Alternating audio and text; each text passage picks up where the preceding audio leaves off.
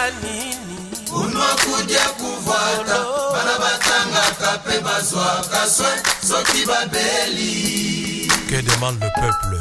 Raia analomba nini? Peuple azosenga nini unwa kudia kuvata bana batanga kape bazwa kaswe soki babeli.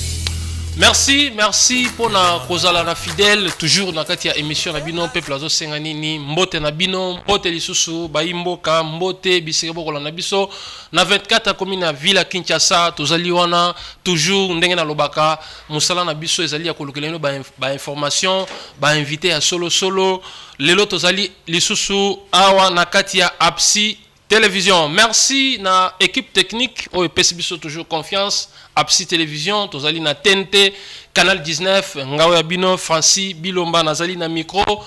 Toujours Mikolo na Mikolo. Alors, boyebi ke Moussala na biso toujours ndenge na uti oloba awa.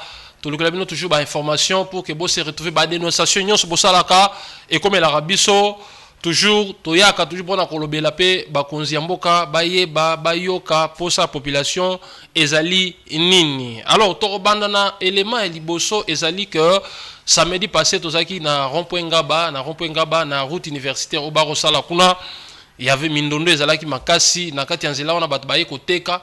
Alors administrateur ya Wenze na ba agent ya hôtel de ville balingaki te ba mama bateka parce que ezali nzela ba kobongisa. Alors bango pe ba profiter ki babino comme ba osala nzela ba sali biso Wenze te tozo profiter na toteka soki esili nde tokolonga na biso. Alors esalamaki que ba taxe elegaki trop ezana bato mususu bayaka wana kosenga ba taxe babiki soit déjà ezana général mo boye yete maki ya travailler trop na rond-point Ngaba bazolaka ye ba 1000 francs ba nini tout ça bilo ndengona. Alors tozala kuna tolanda élément wana comme ça tokutana na sima po to continuer émission na biso mkola lelo. Moté ko ata policier moté a rojambo. Ata mutu moté a rojambo awa. Ngama ko personnellement tuzala na misale melosa ezala exagéré moko te kaka makanza yesala soki tofranci bango ere tokokende bango basali nini bazoni soki toyesu tofranci bango soki tokei bango bazoni nasalaka biso mpona kozwa mbongo nga personnellement naza si mpona yebi ata policier non mpona mona seno de tout le monde au Congo, chaque c'est nous vraiment tous se retrouver moi pour la rentrée scolaire où ils ont le chantier. Faut se retrouver la cadre de la rentrée scolaire par là-bas se retrouver. Les ça où ils étaient, pour la presse. C'est presque macadam ba si nous sommes contents dans le Liba à Kenya. Mais donc c'est dans la ville de Bata à Pont. Au cas où on entend qui est un mois on se retrouver dans la cadre de la chantier au niveau de ça. De côté car deux à moins 1000 nani oyo ndine kopesa na mbongo ya baba merci kopesa ba moto futa na 300 fois ya ticket ya leta oyo tofuta na balabala yezo mato futa ba 1000 francs 1000 ticket leta futa oyo okanda biloko boye oyo papa na tv tezo masi azo mais ba 1000 francs donc baza ozo déjà kopesa 1000 francs banani eza groupe moko ba leta zaki na colonel moko comme ba colonel yeba na tabia ndosala na rompo awa alongwa eza siko na batu bayaka kokola mbongo ya colonel wana sela lobi papa ngoye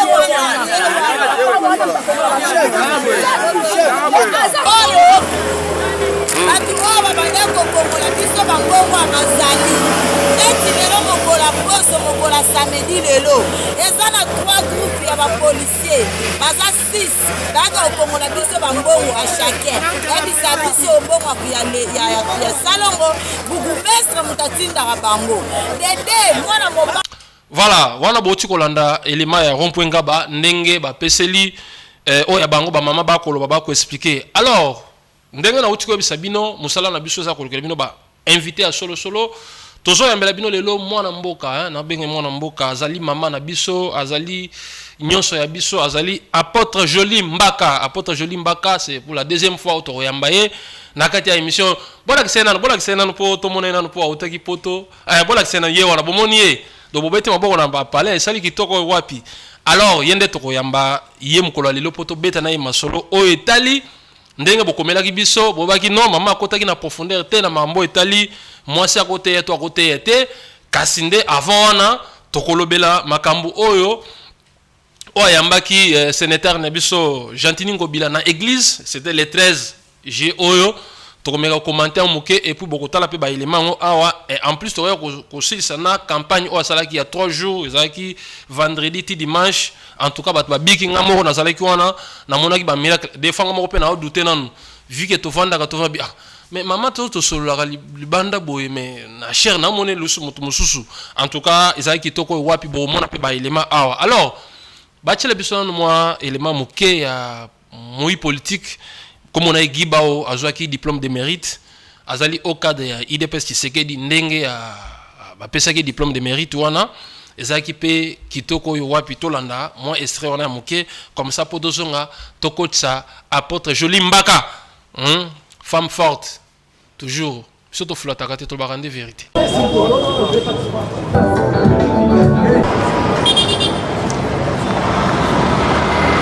C'est à travers une cérémonie solennelle historique que Guibaou Bamou, au cadre de l'UDPS Tshisekedi, a été honoré ce samedi 27 juillet 2025 par un diplôme de mérite et un trophée dénommé le meilleur compagnon de Fachi, décerné par les groupes de presse et magazines Le Devenir d'Afrique, un fruit d'un travail de longue haleine abattu par ces dignes fils de l'UDPS Tshisekedi.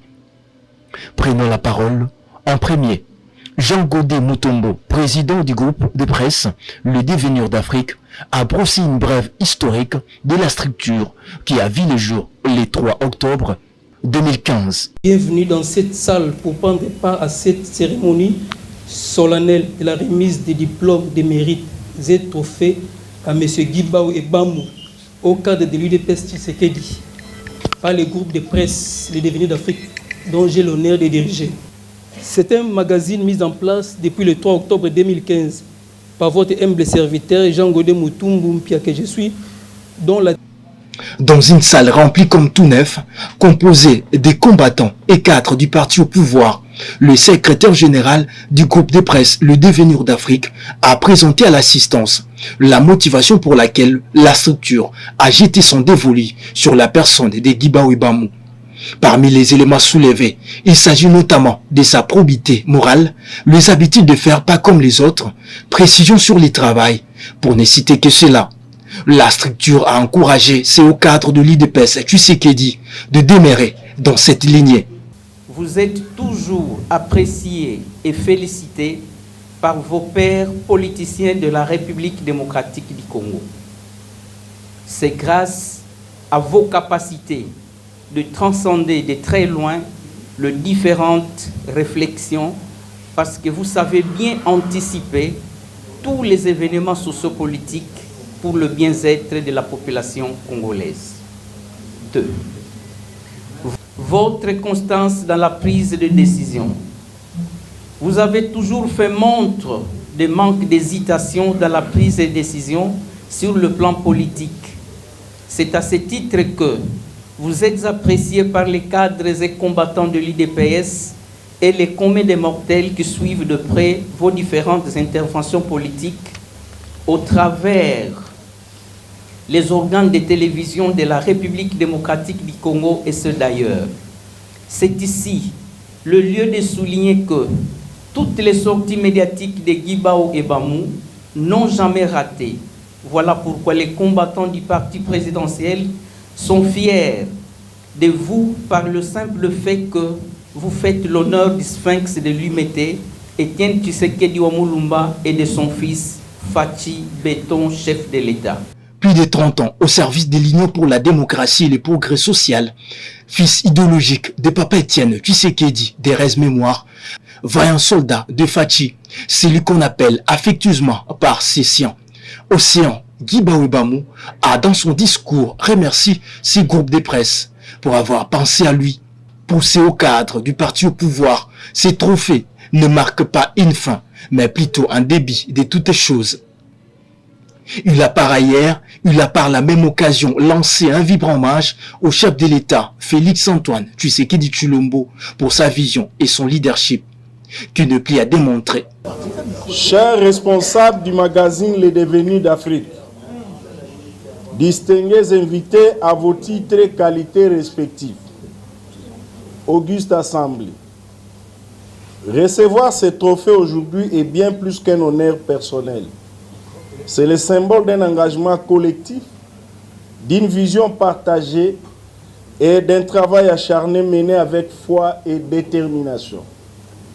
Ces prix ne m'élèvent pas au-dessous de vous, mais ils m'engagent à servir davantage aux côtés du chef de l'État pour la matérialisation d'un Congo debout, fort, uni et prospère.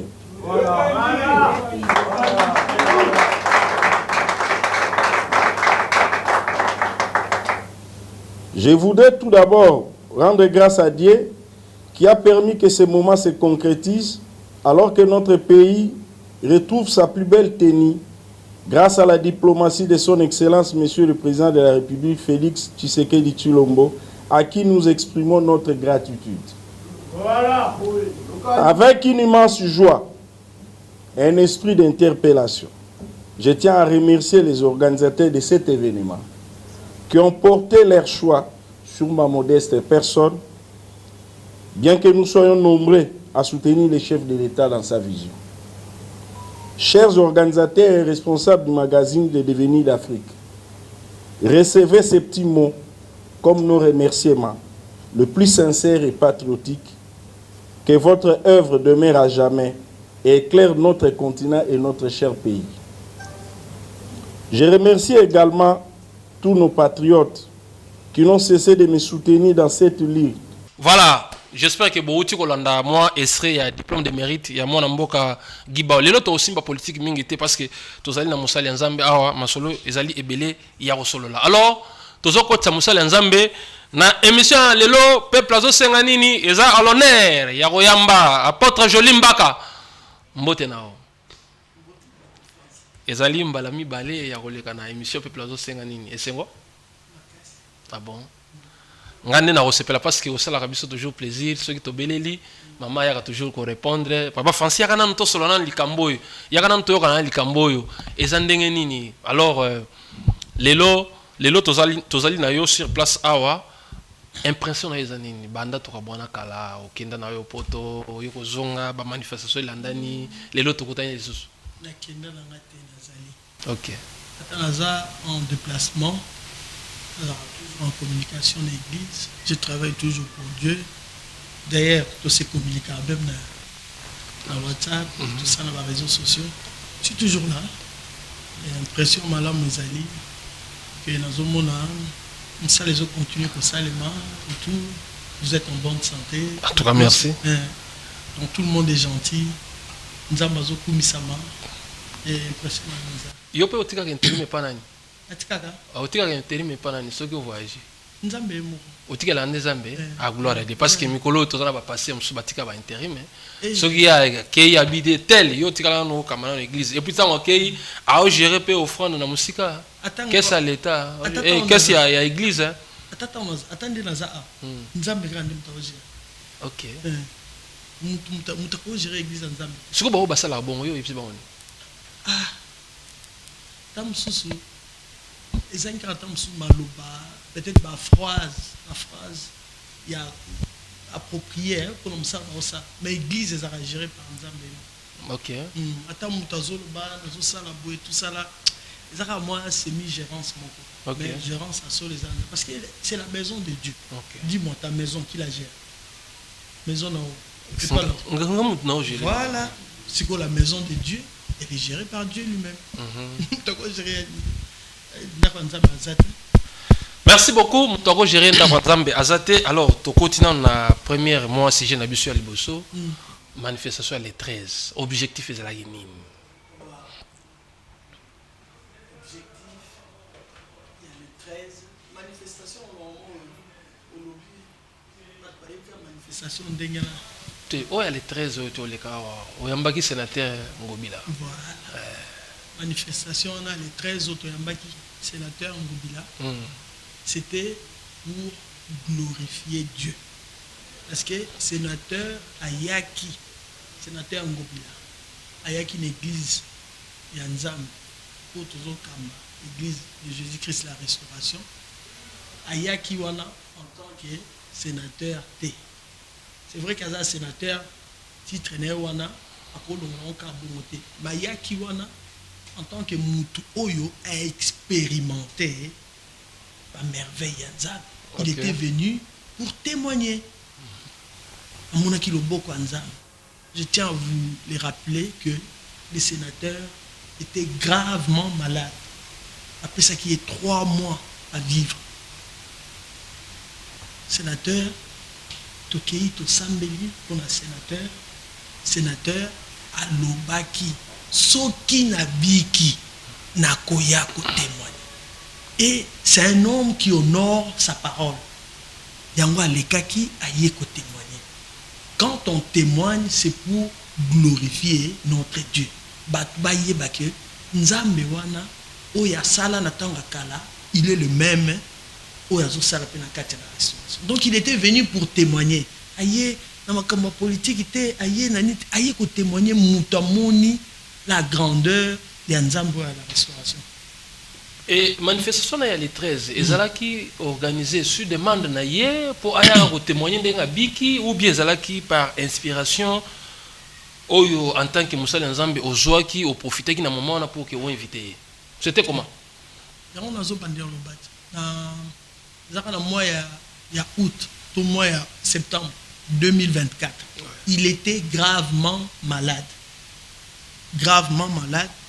Na kende osambela pour un sénateur. Donc, on a pour un sénateur Ngobila à Yebisingai. D'ailleurs, pendant qu'il est malade, il est toujours la foi qui a Rubika.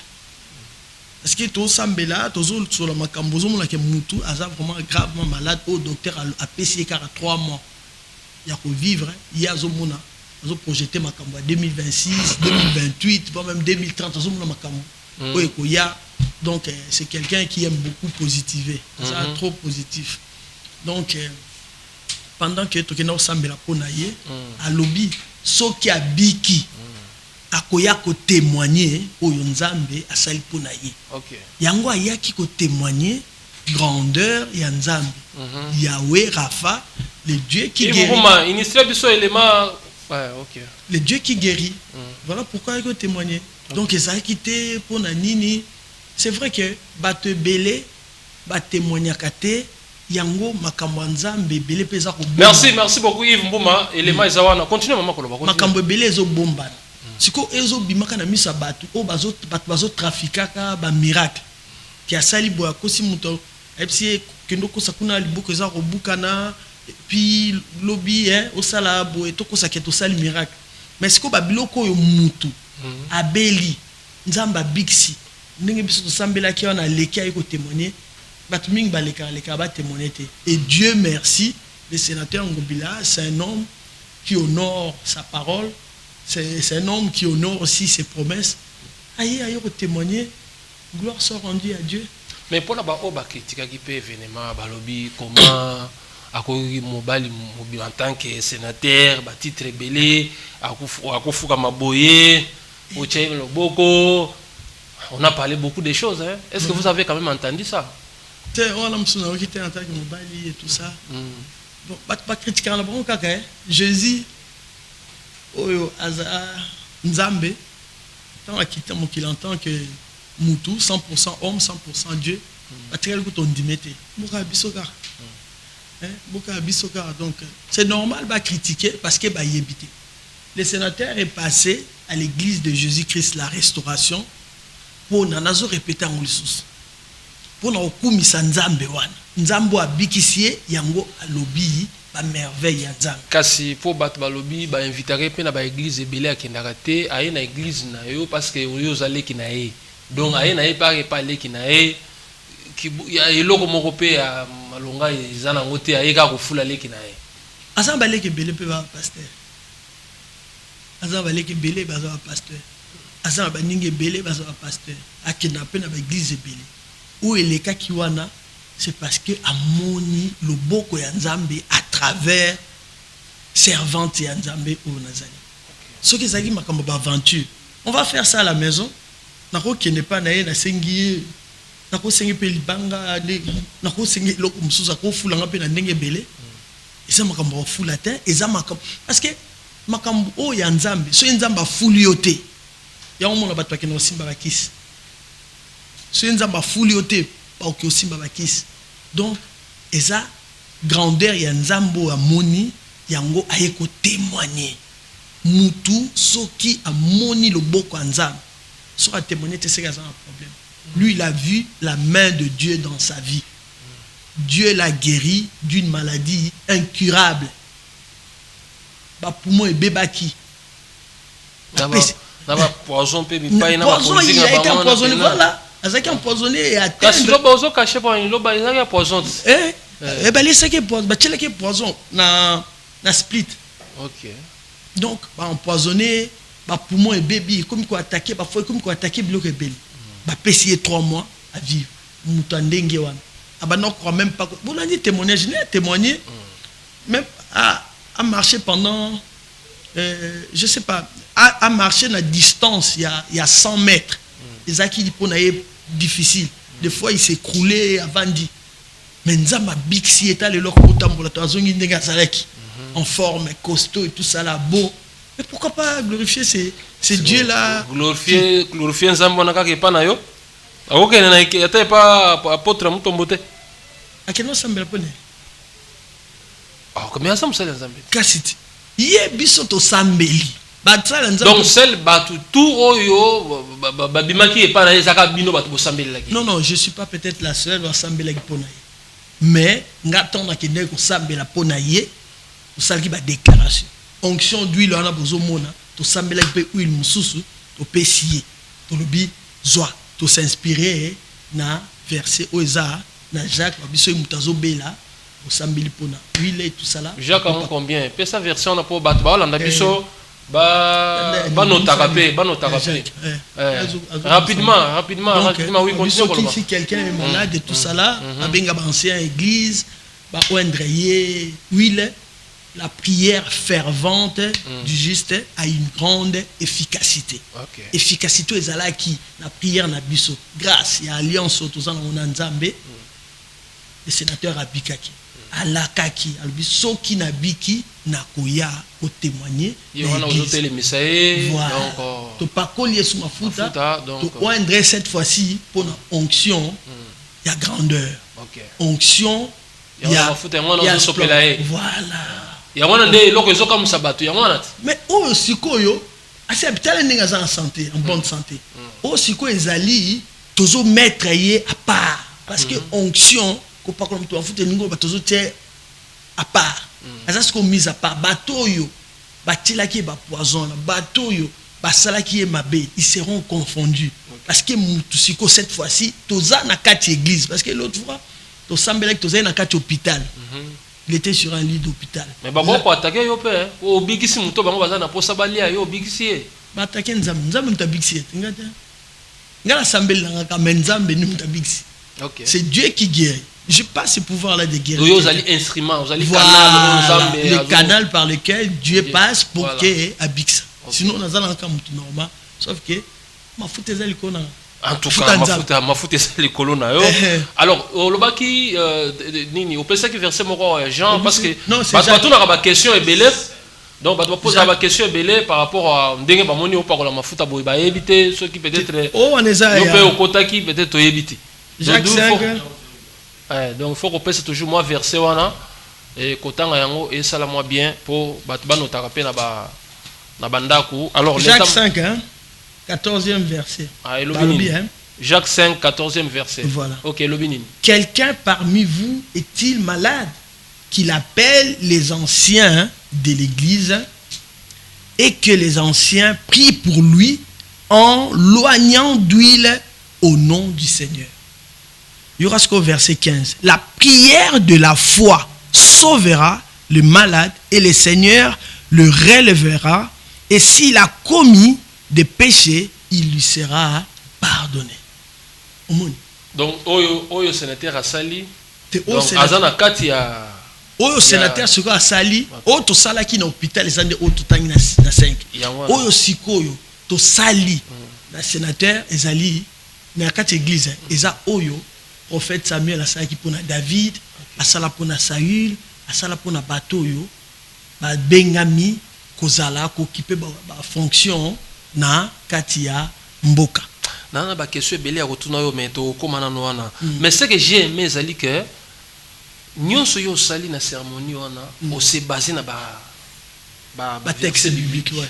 C'est ce que moi et logo yo se pesanga. Pourquoi? Parce que ba mona ba cérémonie ya bongo ba zo ngoka lokola déjà que au monisco yo blo ba kisi monisco que mère na apôtre Simbi parce que ba se ba commentaire na ba sens sebele. Mais c'est pourquoi on a insisté que autant à verset biblique pour que ba mec un peu comprendre. Alors pour tout clôturer moi parti parce que ba CG zali moi mingi awa qu'est-ce que tu peux retenir na manifestation à les 13 au yambagi sénateur Ngobila. Et qu'est-ce que Ngobila nous a aussi promis, nous l'église, tout ça, mais les liés. On a bien quitté. Mon azaki reconnaissant. Moi, pour le don à salité pour l'église, aujourd'hui, tous sommes deuxième place na biso, où il y a extension à biso, grâce à don à sali et puis à promettre biso. À commencer à me et ça offrande de tes dons. À sali action de grâce. Action de grâce. Et ça donne action de grâce. En quelque sorte, des action de grâce. Mais à ça, l'action de grâce, action de grâce, action de grâce, ça s'appelle action de grâce. C'est quoi action de grâce à travers Mbongo. Action de grâce, mais la forme, il y a Mbongo. Action de grâce, monsieur, qu'on appelle Lila, la tabi qui va le repérer, ça rappelle action de grâce. Pour ça, on l'a au fond, là, on va brancher Bélia, on va nous dans la question, monsieur Bélia. Mais quand même. Ça fait du bien, ça fait du bien, ça la donne, pour que l'église émerge toujours. Voilà, c'est comme ça. L'église est bien amie, et que les bosso, que la peine à battre à boyer, na quatre églises, et ça malam. Parce que on a massali pour naïe, à sa reconnaissance, à tenir parole naïe, à y à honorer, et puis à honorer personne zambewana, l'action de grâce, et Sangwetamboli lisusu ataba ba critiquer, les gens ne font que critiquer. La critique positive et négative pesara. Mais ceux ba moni oyo et salamaki na kati hôpital so ba moni eta zalaki nango balingaki balobate. D'ailleurs, ceux qui étaient là dans l'hôpital misusu pe bazaki pe l'église wana ba glorifier kinzam. Donc les 13 eza journée oyo toko retenir que Nzambe est le même, Dieu est le même hier, aujourd'hui, éternellement. Oh, il y a Bikisa, Banaman, à Bikisa, Batebele, à Seksa, Lazare, et Zanzambo. On est à Seksa Super, grand frère Nangaï, Gentini Ngobila. L'homme est bon. À Koufaïté, à restaurer, à guérir. À guérir. En tout cas, merci beaucoup. Alors, avant de continuer, dans l'émission de Bisso, tous on a la régie, bâti le Bisso élément apôtre. Jolimbaka, oyo a clôturé qui troisième jour il y a campagne oyo organisé qui na kati ya église thème nango ezalaki dénommé démonstration de la puissance de Dieu. Voilà.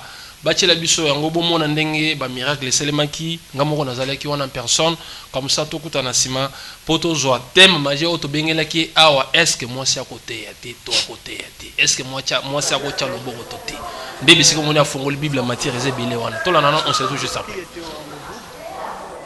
puis notre thème, le thème que Dieu nous avait donné, c'est-à-dire a pris son sens. Donc la démonstration de la puissance de Dieu. Vous étiez là, vous avez vu ce qui s'est passé. Et les gens ont reçu les baptêmes du Saint-Esprit. Les malades ont été guéris. Les gens ont témoigné. Et pourquoi ne pas être satisfait? Si Dieu fait ce genre de choses, ça mérite une satisfaction totale. Voilà. Et je ne peux jamais douter de moi-même. Parce que ce qui se passe quand on prie pour les gens et qu'ils tombent et qu'il y a de la manifestation du Saint-Esprit, cela montre que le Saint-Esprit agit. Parce que dans Ésaïe 61, la Bible dit, l'Esprit du Seigneur, l'Éternel est sur moi, il m'a oint pour délivrer, pour guérir, pour rendre libre les captifs. C'est ce qui s'est fait. On est oint pour sauver. On est oint pour les autres. Nous ne sommes pas oint pour nous-mêmes. Voilà pourquoi l'apôtre Paul avait dit à Dieu, il avait dit aux gens, voilà, j'ai une écharpe que je n'arrive pas à enlever. Plusieurs fois, j'ai prié Dieu pour qu'il me l'enlève. Il m'a dit, ma grâce te suffit. Donc, on est oint pour les autres. Cet apôtre Paul, il ressuscitait les malades. Il guérissait, il ressuscitait les morts plutôt. Il guérissait les malades. Mais quant à son écharpe, il n'a pas pu l'enlever. Parce qu'il était oint pour les autres. Donc, quand on est oint, c'est le revêtement de l'Esprit Saint. C'est le Saint-Esprit qui agit à travers vous. Ce qui s'est passé aujourd'hui, je ne suis pour rien. C'est le Saint-Esprit qui a agi au travers de moi. Et voilà ce qui s'est passé. Nazane c'est mon makasi. N'a pas se douter n'angaïté. Parce que naïebi muto azosala. Muto azosala aza molimo mosantu. Nzambe na esprit. Akotikat na yenda za opérer. Soki ezaki likambu yanga moko peut-être. Mais quand il s'agit de l'esprit comme ça, on se douter. On se douter à parce que quand il nous inspire, Dieu tout ça là, thème, il y a la démonstration de la puissance de Dieu. Si il y a la démonstration de la puissance de Dieu, tout cas, il existe ce qui me dit. Donc il a fallu à répondre et il a répondu. Mais là, la démonstration de la puissance de Dieu, 1 Roi 18, à partir du 30e verset, à 40e. Que l'on sache que tu es Dieu, oh, démonstration de puissance en Zambé, il y a Bela qui monte qui fait. Si on gagne dans le Béliawa, pour le monde, la puissance en Zambé, il faut la déterminer. Si tu n'es pas déterminé au monde, on a parlé sur la femme, la perte de sang. Donc, moi, si on a avec le maquila, nous avons dit, mais maintenant, à saisir ça qui occasion, parce que, ayoka qui, maloba, qui est sur le Bix. Et puis, moi, il y a Jérémy sur ma kende au Bix, à 12 ans. Il y a une situation qui dure pendant 12 ans. On a une similitude à saisir l'occasion, à Simbipa, parce qu'elle se disait au-dedans d'elle que c'est la Simbi en Rubiksa. Elle avait la foi, elle était constante, et puis il y a eu résolution. À Kenoti Nasuka, il était déterminé, et un miracle s'est manifesté. Donc, Moutou, avant mon miracle, il faut la déterminer. Parce que sur Kenoti Nasuka, même la Bible dit c'est lui qui persévérera, sera sauvé. Normalement, il y a Batala, qu'il vienne et qu'il voit ce qui est armes comme un couteau. Parce que de moi-même, la couille pour ça, c'est l'ose dans la beauté. Parce qu'il s'agit en tombe comme un zam. Ce qui est armes comme il y a moi, si il y a Mibali, tout le gâteau, c'est que ça, la bâtiment, mon abisso. Mais il y a Zalaka. Tout le monde comme un zam. Le miracle, ça, il y a comme un zam. Donc, ce qui est armes, tout le gâteau, c'est que qui va là-bas, au matalana. Ceux qui passent à la vie, ceux qui nous ne sommes pas là. Biso œuvre nzambe soki ezalaki de moi-même ndenge naki mosala mosala oyo nayebaki kosala mingi mosu nabetanga basket mosala pasi oyo okola ata molongo ndenge ekei oyo tozolala na betoko nayo koluka nini awa soki eza nzambe te aya batala soki bamoni ke eza nzambe te mais soki eza nzambe bachange langage ochange langage kozwa biso na émission na toloba pour la Kemba Nzambe. Quand il s'agit de la gloire de Dieu, donc voilà pourquoi j'ai répondu à ça.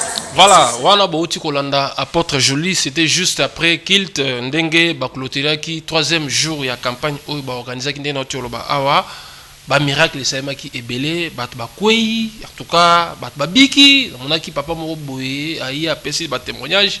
J'espère que tu retiens la bino yango peut-être vers la fin de l'émission pour botter la comment nous avons travaillé qui na apôtre Joly Mbaka ndenge mo oti olobake za musala moko eza facilité. Donc so li li panango baté ko ya ko mekati. Mais vu que bango bazawana c'est que nzamba bazo travailler na bango. Tango moni boye mama. Et lo beloni. Nzamba azamalamu a Kosarate, il est vraiment merveilleux parce que Makambo et les cas il lobby Chose qui n'a pas promesse depuis peut-être 2013. Autant au côté Makambanzambe, ou à Bandaro Laka. Ta bonction d'huile, au monde bas sénateur et tout ça là. Bosambela, Batuminene, Bosambela, Bondosala, ba campagne. Au monde Batumi, ba campagne soutien. Donc, biso ça, ba campagne d'évangélisation. Donc, Makambo yo, ezo sale, ma poto évangéliser Moukil. Est-ce que c'est comme ça aussi que Jésus attirait les gens vers lui? Parce qu'il y a Morazaki Nzam. Donc, au Kéi, on a besoin de après si on lit pas, c'est un miracle, pas. Hein? Mutaobela, Abiki, tant ou bango, on a un miracle, wana. Atei bango di loba. Donc, c'est ce que nous on fait. Batou, tout ça, les campagnes d'évangélisation, tant bango batou raroya, totei bango loba nzambe, ba bongo la, mitema, parce que il y a une vie après la mort. Et Yesupé à Krozonga, Lelo, na lobby. Et voilà, c'est cette vie-là, après l'enlèvement et après la mort au Bisoto Zoluka. Parce que hier, au Salaki, il y a des délivrances au Salaki.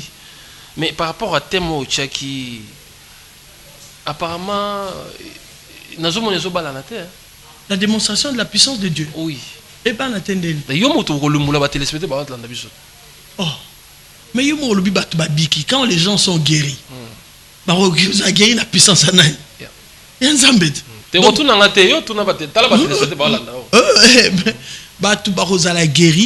la puissance pour puissance parce que quand on priait là, on disait au nom de Jésus-Christ de Nazareth. Donc c'est quoi la puissance? C'est ça qui ont démontré puissance en Nzambe, mais démontré puissance en eux. Mais Nzambe kaka. Parce que tout ça, il y a un commande. Batu baptême à Saint-Esprit na commande. Batu babiki na baptême à commande. Na commande. Ba makamso c'est ça ba sécurité ba kufa na quatre église wana quand la puissance à commande. Donc c'était la démonstration. Donc sans Nzambe toza nul, toza rien, toza elo côté. Et l'autre côté lui-même il a dit sans moi hein, vous ne pouvez rien faire. Okay. Donc tout ce qu'on a fait c'est grâce à lui. C'est lui. Ce qu'on en est au ça to simba kiss. Et puis au salon m'a bien coopérer. Au coopérer dans mon tobi kosa au kufa et tout ça au PC au fini bon biso m'a pleura to zaraté jamais yo ba kango pe oh to yebi bango comment bah c'est belé obetaka okipa bango te okipa parce que non ba so bisika mo lo baki lo mo en tout cas il faut me faut le gala parti wana maman lobi ane ona ba pasteur faut ba bala obi ko fonla ma mo belé tan vandi pa na ngana butu na bi mais oyo mamni na lo kela ngaboy. Oh ça ils ont la banane. Donc ils ont pas passé sur la balle raté. Oh yo yedi. Oh. Et ça pour n'endengue on a été.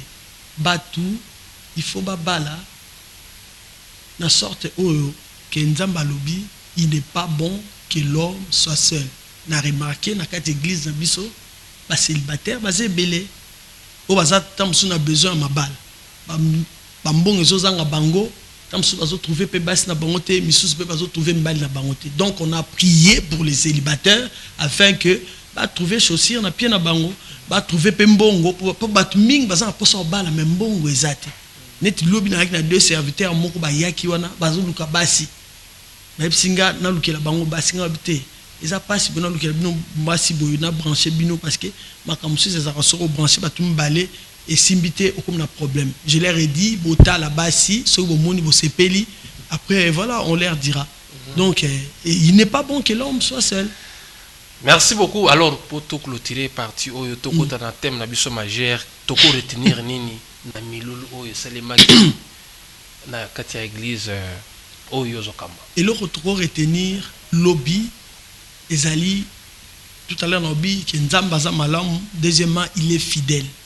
Et ça va bloquer à laka ba démonstration ya puissance na yewana à la quelque chose bosali boye voilà ataba o bazo l'exala tant na biso na 21 jours to salaki ya jeûnes et prières ya kula la netoko ya ba sacrifice Dieu nous avait promis on déverser puissance na ye onction na ye likolo na bana na ye et puis ya kosala ebelé donc il a fait il est voilà il est fidèle il est bon et puis il ne change pas. Pour battre belé bazo sambwisa kombo nzambe na ko trafiquer ba miracle bazo trafiquer ba miracle za so ya solo te komi ya lukuta o sala boye ko sana okufaki na pesa au moins quelque chose on sait quoi est bon. Alors que Dieu est capable de ressusciter les morts. Il est capable de guérir les malades. Il est capable de faire marcher les paralytiques. D'ailleurs, lui-même, il a marché sur les eaux. S'il a guéri autrefois, et pourquoi pas le faire maintenant? Parce que la Bible dit qu'il est le même hier, aujourd'hui et éternellement. Donc, mutasaka ndenge moko. Siko soka sala ki akosa atendeni. Eza biso batozo nuna. Netinga ya basuka peme se biminga na nuni. Nzambe ana nuna kate. Azaka ndenge moko. Nega azala ki puissant. Natanga ba Moïse, azapeka puissant siko. Parce que ça ça natanga ba Moïse. Po ani na kosala te. Batu toza na vie à prière te. Toza na ba vie à presser. Jésus lui-même, il était Dieu, a commis la carte à Mokiliawa, a banni ministère né à 30 ans. Alexis de 0 à 30 ans, na carte anonymat. Yonza mabenge olelo linka obando sal. Olingi osala boso omonezo simba te comme ko simba bakisi. Yango bazo finisa comme nzambe. Biso to zeli temps ya nzambe. Yango so tel na profil na omona tchebo. C'est le temps de Dieu. OK. Ça là na temps nzambe. Ce que attend ya nzambe a se manifester. Ce que attend nzambe te 0. Rapidement, toi qui n'est pas ce que va faire, tu as 7 minutes pour aussi sa émission. Voilà. L'autre fois, tu as qui na place il y a Saint-Esprit, ce qui a quitté la moi sinon a quitté la moi si ton mobile qui pas sexe c'était. Pour na makambo etali moi si côté ya na kati église parce que après émission et ça la ba mon polémique. Qu'est-ce que vous pouvez nous dire encore aujourd'hui? OK. Avant na kota nanu na oyo lobi wana. Tout ce qui est dans l'acte des apôtres, un temps bazoloba, temps bazalaki na chambre haute, wana bazalaki 120. Bazalaki 120 bazoloba. Ça nango na tike longtemps, na ko déranger te. Bazobe la molimo mo santo. Temps bazosambela 10 jours après ko matanzambe ya Yesu, basambeli le Saint-Esprit est descendu. Na katia batona bazalaki ba Marie de Magdala bazalaki ba lobi voir même Marie la mère de Jésus. Azalaki wana. Donc babi bango nyonso bazalaki na katiana bazalaki rempli du Saint-Esprit. Bon siko soki Saint-Esprit ango azalaki kaka pona basi to pona mibali, hein? Mais rien n'allait se passer. Yoka siko to kende na Actes des Apôtres 2 oyoka oyo nzambe alaka mokili. Parce que bato ebele bazo comprendre te tozo lo ba makambo to yebite o tozo maîtriser te. Bato bakomi n'importe quoi. Écoutez, je lis la parole de Dieu dans les Actes des Apôtres au chapitre 2 et au verset 17. Dans les derniers jours, dit Dieu, je répandrai de mon esprit sur toute chair, vos filles, hein, vos fils et vos filles. Ok. Vos fils et vos filles prophétiseront. Vos jeunes gens auront des visions. Et vos vieillards auront des songes. Alors, oui, na 18, verset 18. Oui, sur mes serviteurs et sur mes servantes. Il y a des serviteurs et il y a des servantes de Dieu.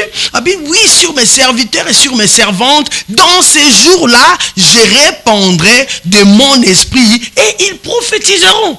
Donc, il y a des serviteurs de Dieu et les servantes de Dieu. Wana siko na katika na niniana. Sikoyo tangu batwaso kenoloba makambu ya Paul alobi o basibate ate Paul alobi boy Paul alobi boy. Paul yemoko alobi il y a ni grec ni juif. Il y a ni homme ni femme bisonso toza ndenge moko. Wana ki a réparé déjà likamnae o alobaki.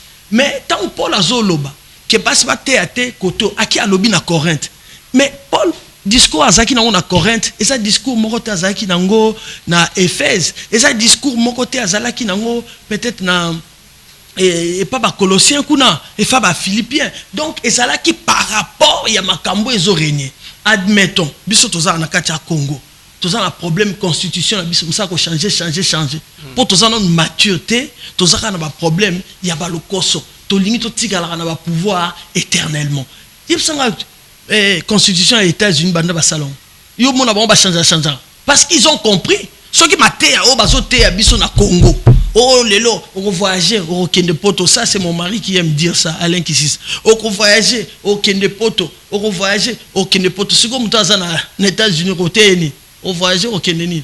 Est-ce que maté au toujours flatté pour na voyager c'est muta poto. Ya poto comme ça vend dans la France, azana besoin ya ba voyager de muta Afrique. Azana posa kende poto. Yé pas azana posa azonga Kinshasa soki amona voyage à Kinshasa fin. Amona on fait mais oyo ya kine azomona ke voyage à poto et l'équipe oyo pe azana kin azomona États-Unis et l'équipe même mutu azana États-Unis on mona teke kin eza fin collègue siko to kei na mateya ya rapidement ouais azotanga apôtre Paul a lobby na Romains 15 na Romains 16 a lobby azopesa lobby je vous recommande Phoebe notre sœur qui est diaconesse de l'église de Sanchray. Omoni, Phoebe Oyo, azotinda, aza diaconesse. Diaconesse, aza équivalent, il y a diacre, il y a mobile. Ba diacre na wakati église basaka nini, yo moko yebi. Ba diacre pe bateaka, ba diaconesse pe bateaka. Siko to kende siko yo na moko oyo ekokanga munoko tunanga pe sous question te parce que l'équipe ndo posa. OK. Tu nous rapidement parce que va ça biso signe pour émission ngesi là. D'accord. Na Romains 16 na verset 7 yo kabakamba lobi. Saluez Andronicus et Junias, mes parents et mes compagnons de captivité qui jouissent d'une grande considération parmi les apôtres. Ok. Et qui ont même été en Christ avant moi. Muto babengi liboso Andronicius et Junias azamona mwasi. Junias c'est un prénom féminin. Azamona mwasi yoka siko makamba lobi alobi bo pesa bango saluer bango mes parents et mes compagnons ba boti na ngai na molimo pe ba compagnons na ngai na captivité ba souffra na Paul ndenge moko bango pe qui jouissent d'une grande considération. Ils sont considérés parmi les apôtres. Donc il y avait une femme apôtre ici. OK. Netio. Junias, voilà. Bon, ce qui n'est pas Paul Tamsazo télémela, bah Corinthe parce que bazaki bata des autres, il sait pourrait que bah na Corinthe na moi nazobi mana moi c'est papa na est-ce que lelo so ba yote abiso na kati la restauration makamona to mona ba yote abiso ba biloko na te ba te abiso ka makambo ezo leka. Donc Paul abane ko insister na makambo yo bande ko leka wana na kati basi wana basaki bato ba désordre. Lelo basi basa bato ya désordre te bon soko ba yote bango ba ko sala bote o sala tu bokini église mususu place basa bato ya désordre ba lo bana bango ba te ate parce que tant aux autres il faut à la modèle il faut à la exemplaire ce qui aux na makambo na te côté ya te tu dois être le message que tu prêches ce qu'on a message on a te tika yo zo ba bato ko yiba te yo mo ko yiba bato on dit melo mais c'est ça le problème. Donc Junias était apôtre. Ah, mon psycho. Ils jouissent de la même considération que l'apôtre Paul. Mais maintenant, pourquoi nous voulons tergiverser les choses? Pourquoi nous voulons tout ce qui est babiloko? Et ça l'a passé. Et ça l'a passé. Ndenge olobeli pena o sanpela rola te côté. Et ça l'a pas cité parce que ngana yebi oyo nazali comme na yebisa ki l'autre fois. Ngana yebela ngo sa makamususu. So ba yebisa makambo nazali ki ngo star wana na okende mbangu mais age skoli donc ko ki mbangu te. Mais oyo ba imposer nga yango na nzambe. Ce que zaki nzambe te na linga na se retrouver à te parce que c'est trop dur de le faire avec son corps. C'est trop dur. Si tu n'es pas rempli, si tu n'es pas revêtu, si tu n'as pas la puissance de Dieu.